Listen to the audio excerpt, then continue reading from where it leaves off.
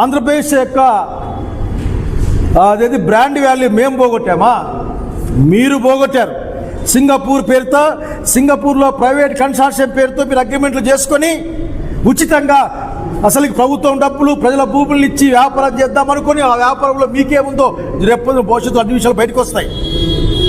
కానీ నీ సహచరుడు, నీ మిత్రుడు, లేకపోతే నీ భాగస్వామి ఈశ్వరుని, మీ పుణ్యమాని జైలుకు పోతే అంతర్జాతీయంగా ఆంధ్రప్రదేశ్ యొక్క బ్రాండ్ వాల్యూ పడగొట్టింది మీరే అని స్పష్టంగా చెప్పాలనుకున్నా.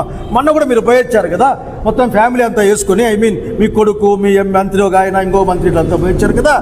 ఏం తెచ్చారు వాటికి పోయి? ఆ రోజు చెప్పాం, పోకపోతే ఖర్చులు డబ్బులనే మిగులుతాయి, ఈడే ఉండండి అని.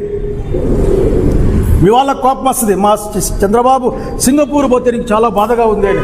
నాకు బాధే, మా డబ్బులతో పోతే బాధే, ఏ ఇబ్బంది ఏం లేదు, ఆయన డబ్బులతో పొమ్మని చెప్పండి, మామూలుగా పోతాడు కదా.